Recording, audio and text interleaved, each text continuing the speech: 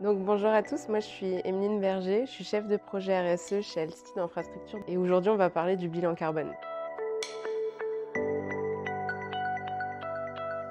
Un bilan carbone, c'est le calcul des émissions de gaz à effet de serre sur un moment donné et un périmètre donné. Donc par exemple pour Altitude Infrastructure, ça va être sur l'année 2022 et sur les 3 activités de l'entreprise.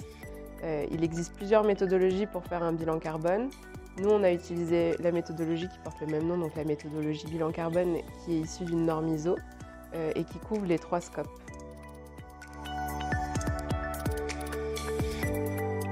Un scope, ça va être un périmètre d'analyse du bilan carbone. Le scope 1, ça va concerner tout ce qui va être directement lié à l'activité. Donc pour Altitude Infrastructure, ça va être principalement le parc de véhicules avec le gasoil consommé et les fuites de clim.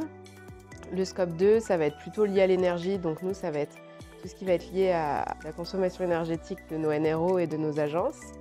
Et le scope 3, c'est tout le reste, ça va des achats aux déchets en passant par le déplacement de nos collaborateurs. Donc ça couvre vraiment beaucoup de choses dans notre activité. On a réalisé le bilan carbone sous l'impulsion du groupe Altitude. Donc il y a une volonté de se mettre en marche sur les questions RSE. Et en fait, c'est le début de la démarche. Ça nous permet de faire un audit de l'existant et de pouvoir construire une stratégie qui soit plus intéressante et mieux pensée.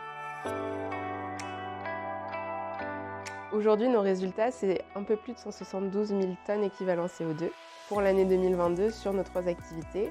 Donc on a un bilan carbone qui est principalement basé sur de la scope 3 à plus de 98% et notre premier poste d'émission, ça va être les achats. C'est là où on va avoir le plus de travail à réaliser.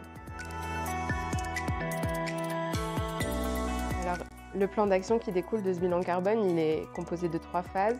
La première, ça va être de mobiliser nos collaborateurs. Donc on va venir les former, les sensibiliser à la RSE. Ensuite, on va avoir tout un travail sur la donnée. Il va falloir qu'on fiabilise nos données parce qu'aujourd'hui, 70% de notre bilan carbone est basé sur de la donnée monétaire qui est moins fiable que de la donnée physique. Et ensuite, on aura un travail de réduction avec des objectifs de réduction d'émissions. Altitude Infra, plus connecté, plus durable.